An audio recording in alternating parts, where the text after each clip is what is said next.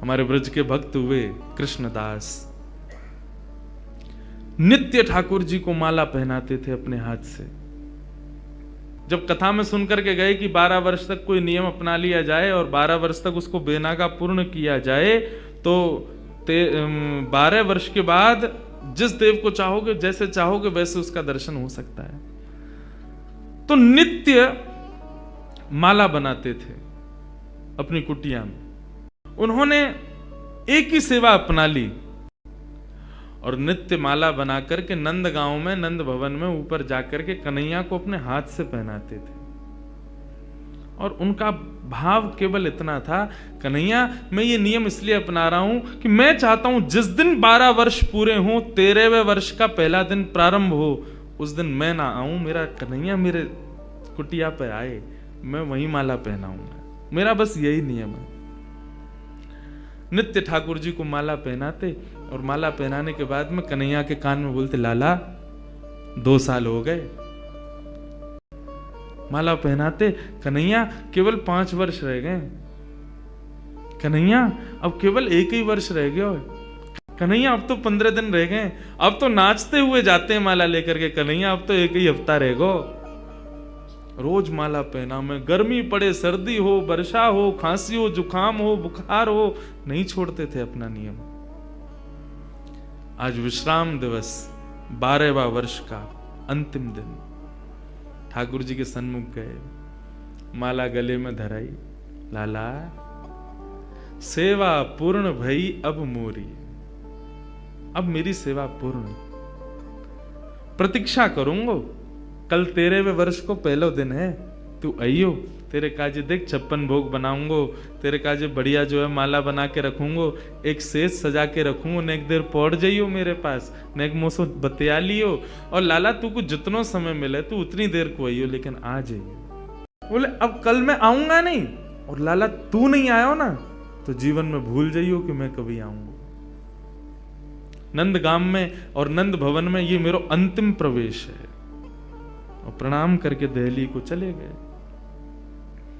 56 भोग सजाए, दुनिया भर की सामग्री बनाई, सुंदर सुंदर माला तैयार करी, एक कन्हैया की, बाकी के सबरे ग्वाल बालन की। बोले बछड़ा बछिया आमेंगे संग में, उनको माला पहनाऊंगा, उनके का जो भंडारो है उनके का भी 56 भोग सजाऊंगा। सबके लिए सब तैयार किया।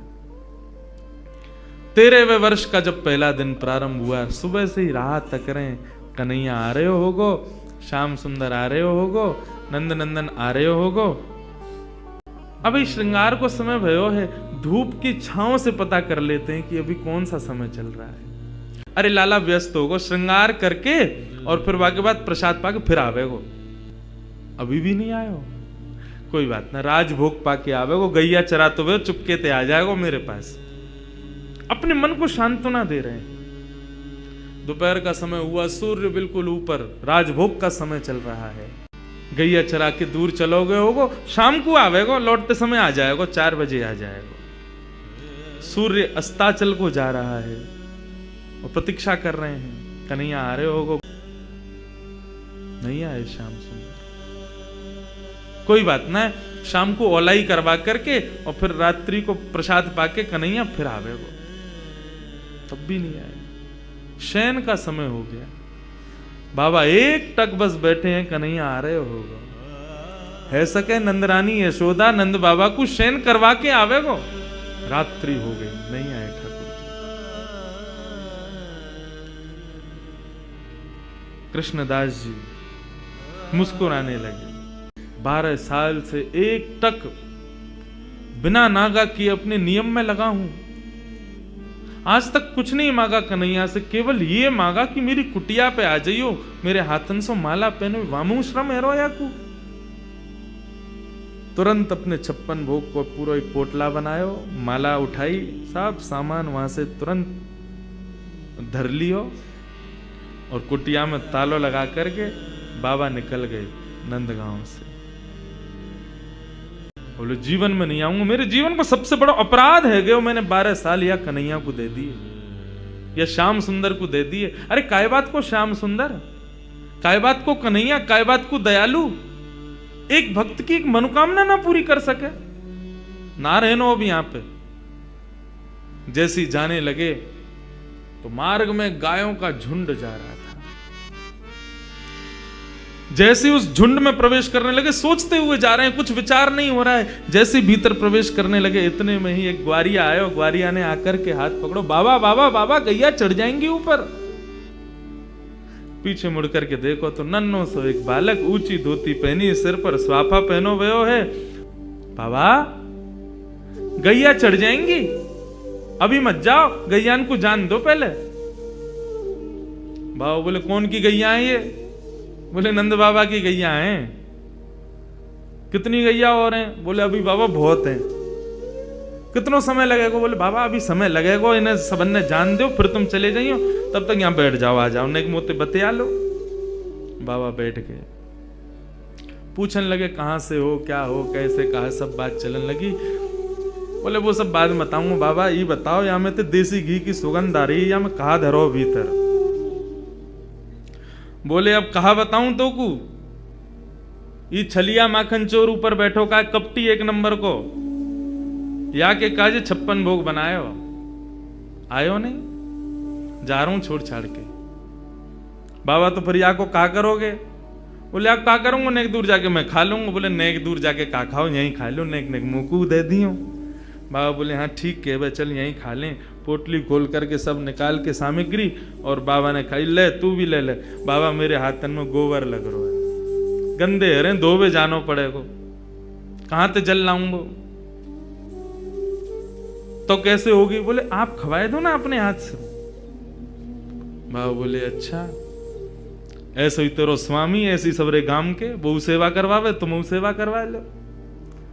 जान भी प्रेम ते ना दे रहे मुंह को, अब वो अपनी सेवा करवावेगो। पूरा गांव ही 100 है।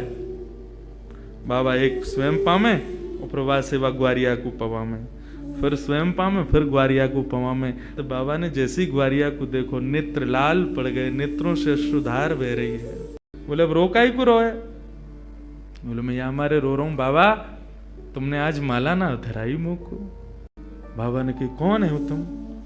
इतने में ठाकुर जी खड़े भये, श्याम स्वरूप प्रकट भयो, मोर मुकुट प्रकट भयो, लकुटी प्रकट भई, वंशी प्रकट भई। ठाकुर जी को सर्वांगन स्वरूप प्रकट है गयो, और प्रकट है करके बाबा को दर्शन देने लगे। बाबा मैं आ गयो, प्रसाद पा लियो, ले माला पहना मुंह को।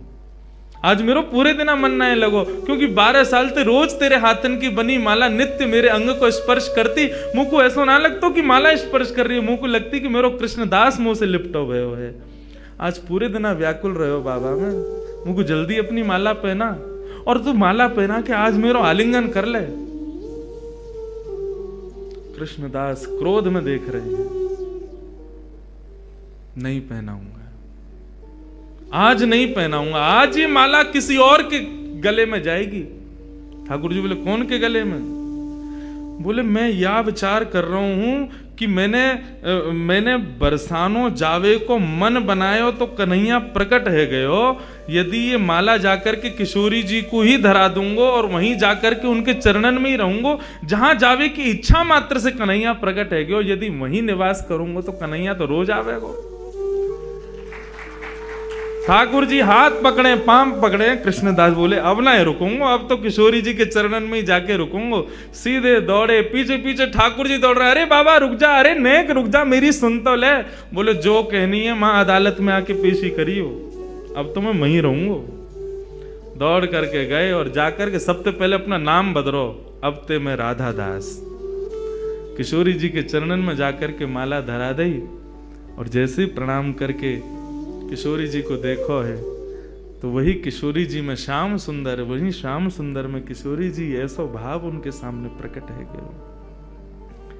कहने को अभिप्राय भागवत भी इस बात को स्वीकार करे कि तस्य भाव प्रभावेण विरहोस्मान न संस्पृशेत।